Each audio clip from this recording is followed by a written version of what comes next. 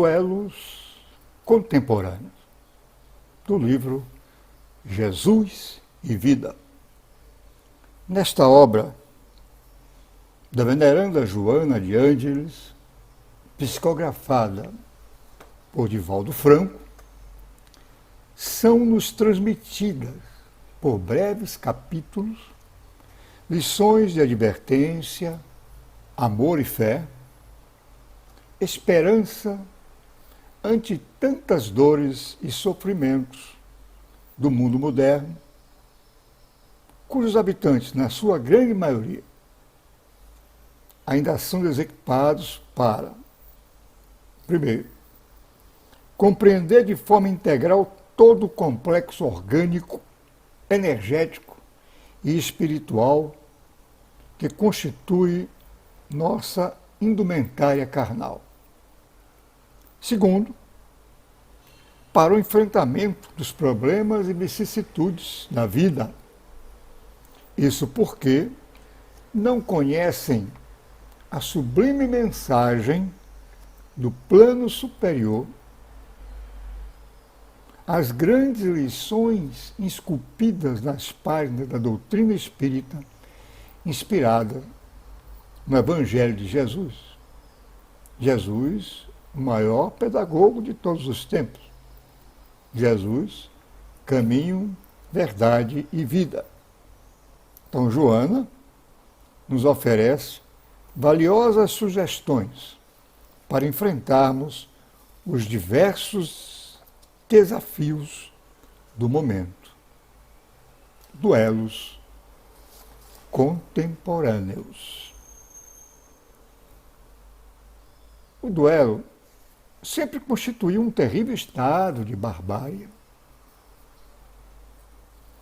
O duelista de maior habilidade em manusear as armas tornava-se um homicida.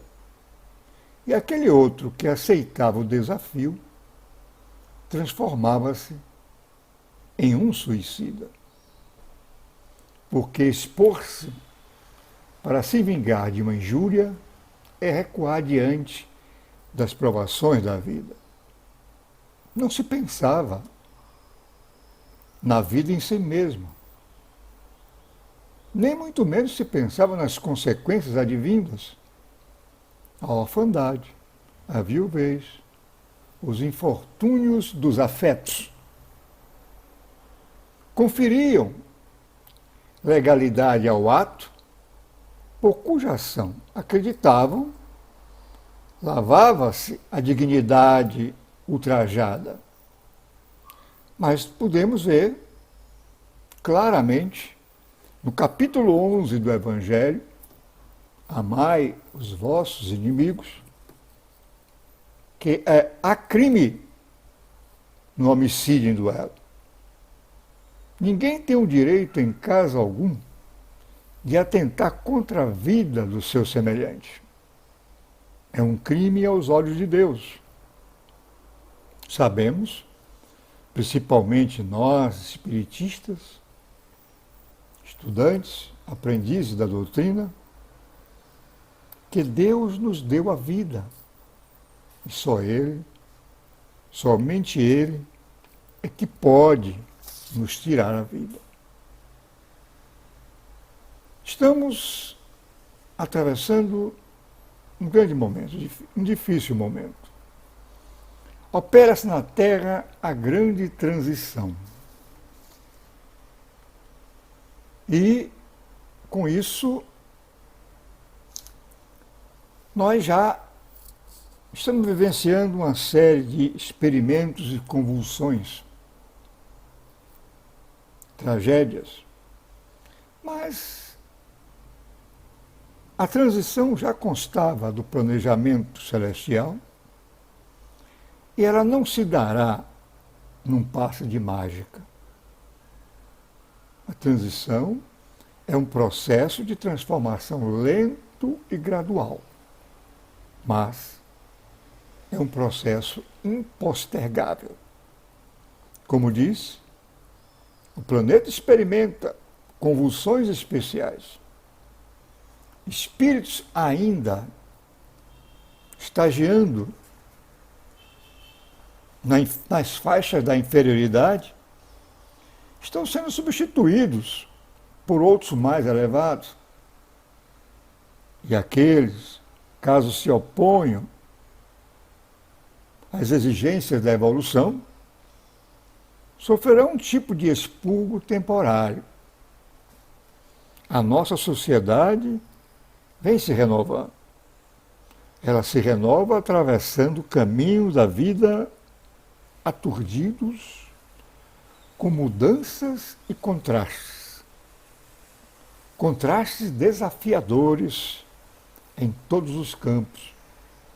Campo da ciência, da medicina, da tecnologia, dos sistemas financeiros, dos templos religiosos.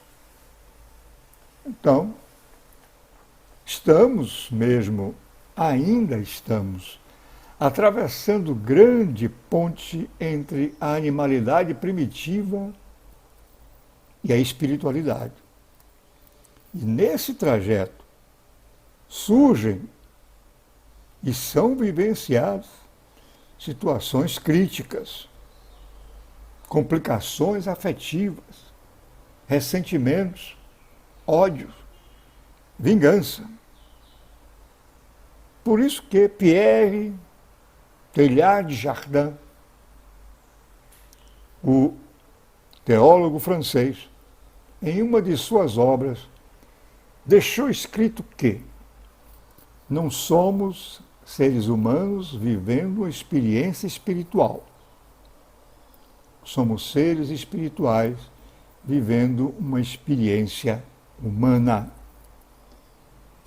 Assim, na nossa casa mental,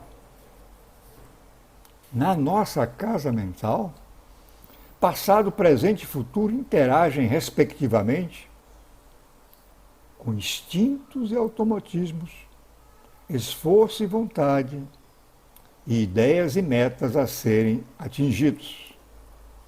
Lembramos aqui do instrutor Calderaro no livro No Mundo Maior, de André Luiz. Ele definiu que o cérebro é o órgão sagrado de manifestação da mente. E deixou claro que a nossa mente é como uma casa de 3 andares, cada um deles interagindo com as outras partes. É sabido que a mente é o espelho da vida em toda parte. E esse cérebro triuno é o instrumento de manifestação para as escolhas de nossas atitudes, sejam primitivas ou mais elaboradas. A literatura consultada a esse respeito estuda, pesquisa e ainda busca o entendimento da relação entre mente, cérebro e corpo físico. No primeiro andar dessa casa, nós temos as funções do instinto e do automatismo. No segundo andar, temos as funções ligadas ao esforço e vontade. E no terceiro andar, temos as funções ligadas às metas e ideias. Claro, o comandante de toda essa interação é o espírito. O espírito comanda toda essa interação entre esses 3 andares. Se para alguns casos pode o duelo constituir uma prova de coragem física, de desprezo pela vida, também é, incontestavelmente, uma prova de covardia moral, como o suicídio. Conforme Santo Agostinho, o suicida não tem coragem de enfrentar as vicissitudes da vida. O duelista não tem coragem de suportar as ofensas. Então, pelos costumes da época, comportamento agressivo, vicioso, as atitudes negligentes e degradantes não exigiam reparação. Era um assassinato autorizado por vários ares de honra. Preservava-se o indivíduo vitorioso como um herói, um homem de coragem, um destemido. Eles, nesse caso, nós podemos dizer que o conceito de coragem é muito relativo. Porquanto a verdadeira coragem seria a preservação da dignidade humana. Os vencedores brilhavam nos palcos da fama e derrapavam na própria fragilidade entre os embates da vida, criando rotas de fuga, apresentando realmente a derrota íntima.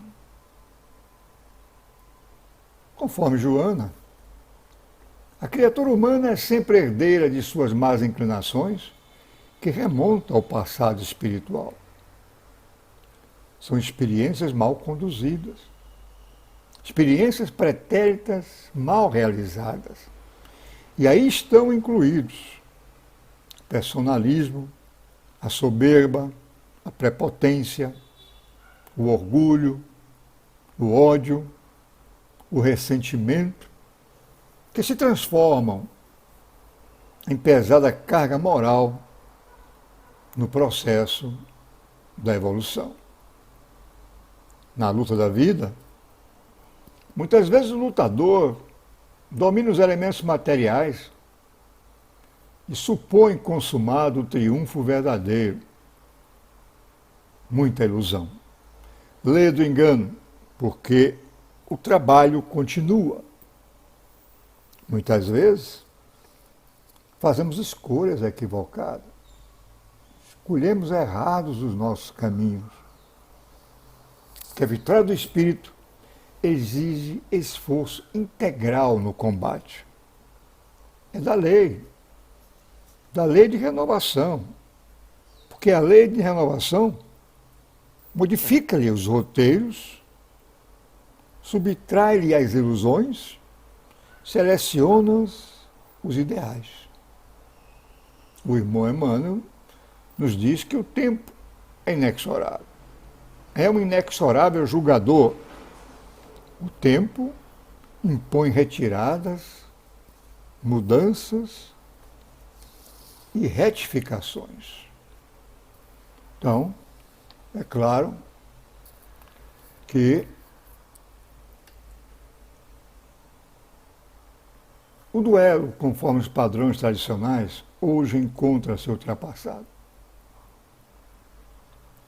Não é feito com as armas como antigamente. Atualmente, temos o duelo das palavras violentas, o duelo do posicionamento radical, o duelo da ideologia ou imposição política, o duelo da dialética tóxica, escrita e falada. Tudo é ideologizado, tudo é judicializado, tudo é descriminalizado, mas tudo é contrário à fraternidade, contrário à caridade, contrário à tolerância e contrária, sobretudo, à união entre as criaturas. Joana, no livro, nos diz, abre aspas, no convívio do lar, no ambiente de trabalho, no grupo social, os indivíduos melindram-se com facilidade, estabelecendo áreas de animosidade e ódio. Tudo isso um dia vai se expressar de maneira violenta ou traiçoeira, com a vingança. Há um verdadeiro desregramento mental e uma conversação em surdina que anula as energias. Então, as vítimas dessas perturbações apelam para a atitude agressiva, duelam esgrimindo na ilusória suposição de consertar o próximo. Na realidade, são incapazes de ter a coragem de procurar o esclarecimento. E aí, refugiam-se nos sentimentos perversos, como se o sofrimento de outrem pudesse atenuar as dores morais. Certamente, hoje mudou a forma de ser, mas continuamos a duelar. Continuamos a duelar quando, em pensamento,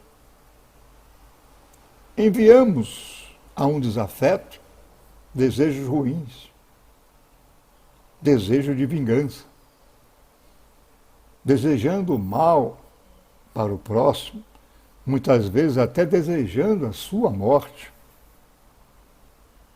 Na realidade, com todos esses desejos, busca-se fuga.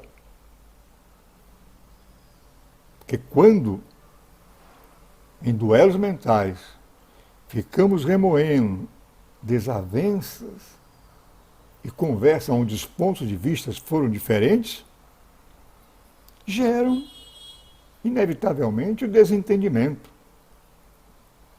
Pequenas coisas que ficam guardadas, esperando, sim, o momento, esperando o momento para o revide. Mas se antes se escolhia os padrinhos para o duelo em um local para duelar, hoje são recrutados dezenas, centenas daquilo que escolhemos chamar de seguidores.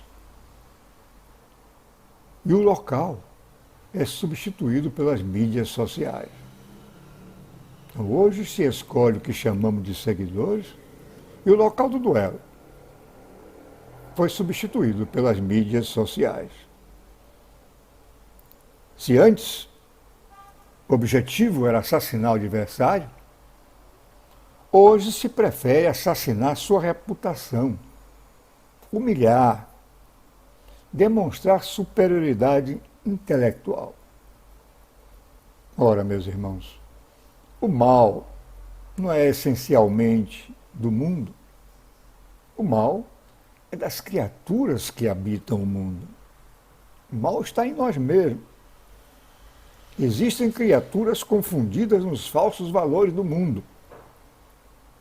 Então, multiplicam-se casos de inimizades decorrentes de informações injustas. Mesmo quando não participamos diretamente, mas torcemos por um dos lados ávidos por mais conflito. Somos espectadores escondidos na moita, espectadores naquela famosa posição de treta, como dizia-se antigamente. Nós torcemos para que a confusão seja maior e gere mais acusações. É necessário muita vigilância. Muita vigilância para não se perder nos desvarios das palavras contundentes. Porque nós não fomos convocados a querelar, a duelar mentalmente, e sim a servir e a aprender. A servir e a aprender com o Mestre. Mas existe aquele que ainda, adormecido, desconhece que possui um único oponente em sua existência. Ele mesmo. Ele, ao atacar o outro, ataca aquela parte de si que nega ou menospreza. Que os problemas, meus irmãos, decorrem de três grandes naturezas. Primeiro, das impressões grosseiras do ego. E aí nós vemos que, pelas necessidades indispensáveis da sobrevivência, desenvolve-se o apego, o sentimento de posse, aferrando mais fortemente as almas ainda prisioneiras das coisas materiais.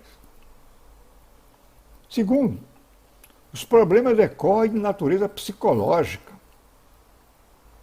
heranças reencarnacionistas, heranças que desaguam em forma de fenômenos patológicos, enfermidades, doenças,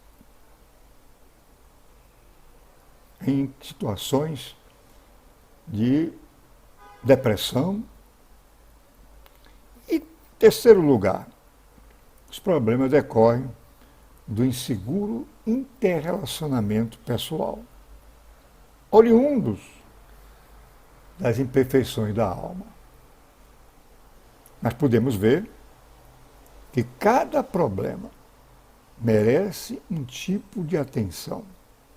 Cada problema merece um cuidado especial. E aí podemos usar uma simples metodologia quanto ao problema. Conhecer o problema, analisar o problema, interpretar o problema, compreender o problema e, por fim, aceitar o problema. A aceitação não é nenhuma covardia. É a consciência de que temos que trabalhar no campo íntimo para superar essa dificuldade. Que a grande batalha realmente se trava no campo íntimo de cada um. O problema humano maior é a própria criatura. E aí nós temos que ter muito cuidado com as armadilhas do ego. O ego estabelece no conceito a culpa no outro. Fez, mas não assume. A culpa sempre do outro. Não fui eu, foi ele. O ego estabelece o complexo de superioridade. O indivíduo faz e se coloca como vítima. O ego compõe a consciência de culpa e daí surgem as lamentações. Aquele verniz que o indivíduo fica a dizer: ah, se eu soubesse, eu não faria assim. Se eu soubesse, tinha aproveitado melhor o tempo. Então, meus irmãos, tudo isso é falta de maturidade. Maturidade psicológica que cria um mecanismo de fuga das consequências. Por isso o irmão Emmanuel deixa claro, abre aspas, que por trás da cortina do eu egóico, nós conservamos lamentável cegueira diante da vida. Nos escondemos, fugimos, não temos a coragem de pedir desculpas, de se retratar, de buscar a reparação. Claro que em alguns casos o duelo não só acabou, como se aperfeiçoou. Vejam bem, se lá o duelo era feito com armas, hoje, em outro sentido, ele se aperfeiçoou. Porque evoluímos muito científico e tecnologicamente, mas muito pouco evoluímos moral e espiritualmente. O duelo da ignorância humana contra os ensinamentos de Jesus está efetivamente presente em nós. Jesus veio até nós para que sejamos portadores da vida abundante, repleta de luz amor e eternidade. Desde a sua vinda, o movimento da educação renovadora se alastrou. E nesse movimento de educação renovadora, podemos destacar o ato de aprender. Podemos destacar a cooperação fraternal. Então, como necessitados, devemos não desprezar o ato de aprender com humildade. Nas horas comuns da existência, procuremos a luz evangélica para analisar o erro e a verdade, discernir o bem e o mal. É preciso entender que a riqueza e a pobreza, a fealdade e a formosura, o sofrimento e a luta, são oportunidades instituídas pelo Cristo a nosso benefício. Então, por que pedir para os outros que pensem com nossa cabeça? Isso seria exigir que o mundo se adaptasse aos nossos caprichos. Emmanuel frisa muito bem isso no livro Pensamento e Vida. Pedir para que os outros pensem com nossa cabeça seria exigir que o mundo se adaptasse aos nossos caprichos, quando nossa obrigação é adaptar-nos com dignidade ao mundo. Por isso, Chico deixa firme a disposição de que nós ainda somos criaturas encarceradas nos instintos da luta das posições e das aquisições, envolvidas, encapsuladas no egoísmo feroz, trazendo essa herança da vida animal. Mas os que alcançam a compreensão legítima não podem temer o mal. Eles não se perdem na secura da exigência, nem nos desvios do sentimentalismo. Eles começam a compreender, através do estudo do Evangelho, que tem um trabalho a fazer. Então, a recomendação do Mestre é que amemos uns aos outros. E o Mestre levou o desafio humano a um patamar mais alto. É um grande desafio. Amemos os nossos inimigos. É um desafio que temos de superar dentro de nós mesmos. Que é preciso entender, conforme está escrito no Evangelho, que amar os inimigos é não lhes guardar ódio, nem rancor, nem desejo de vingança, é perdoar-lhes, sem pensamento oculto e sem condições. Então, meus irmãos, ao harmonizar-se, confiar nos amigos, desculpar, não desejar mal aos inimigos, não duelar mental ou fisicamente, já começamos a amá-los. Quando se busca a saúde, além do corpo físico, podemos ter certeza que é necessário ter em pauta também o comportamento mental, emocional e social. A saúde do corpo físico, a saúde mental e a saúde da alma.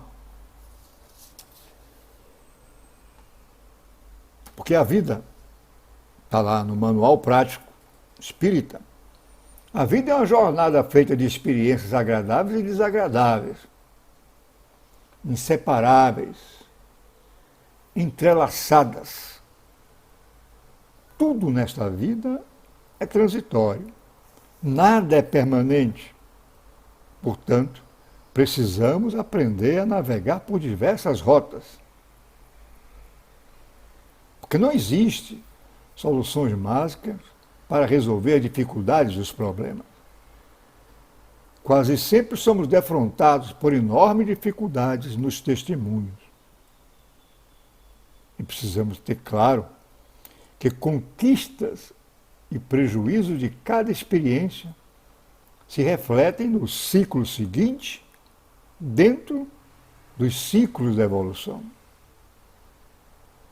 Ainda estamos muito distantes, mas muito distante mesmo, da região em que possamos viver isentos de vibrações adversas.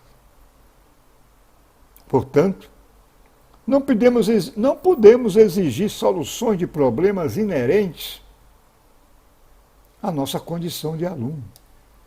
Nós somos estudantes. Estamos aqui, nessa escola da vida, para aprender, lutar, trabalhar, servir paciente e humildemente na conquista dos valores do bem, na conquista dos valores da vida superior. Porque a vida íntima de cada um poderá fornecer o próprio testemunho. E Emmanuel é bem claro e bem incisivo.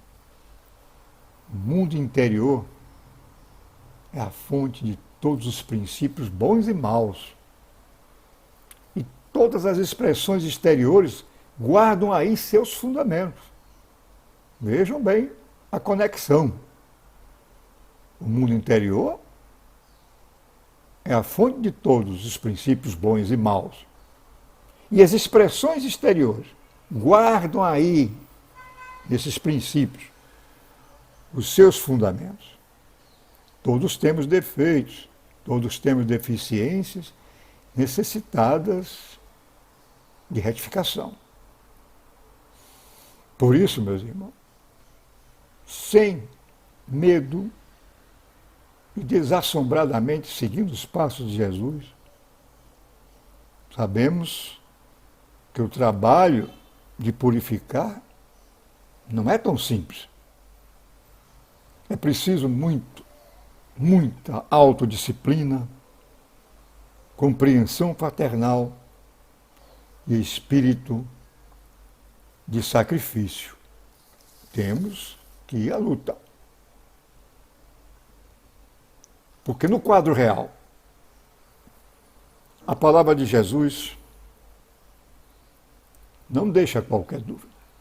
Dentre elas, selecionamos essas que têm mais a dizer, mais próximas do tema presente, duelos contemporâneos. Amai vossos inimigos. Orai pelos que vos perseguem e caluniam. Bendizei os que vos maldizem. Não julgueis para não seres julgados. Mediante afirmativas tão claras, é impossível aguardar em Cristo um doador de vida fácil. No livro Caminho, Verdade e Vida, capítulo 169, Emmanuel traduz tudo isso. Nas suas palavras, abre aspas, se cristianismo é esperança sublime, amor celeste, fé restauradora, é também trabalho, sacrifício, aperfeiçoamento constante. E a irmã Joana nos diz que a condição carnal faculta os fenômenos degenerativos, as invasões microbianas destrutivas, a instalação de transtornos do comportamento, distúrbio de várias ordens. No entanto, diz ela, quando o indivíduo trabalha por preservar o equilíbrio mental, a harmonia emocional e o ajustamento social, logo ele supera os inconvenientes orgânicos e vence-os, adquirindo o desejável estado de paz. E conclui, finalmente, duelar, portanto, seja qual for o motivo, nunca duelar por qualquer motivo, nunca. Obrigado. Muita paz. Que Jesus nos abençoe, nos envolva no seu infinito amor e faça de cada um de nós instrumento da sua paz. Deus seja louvado.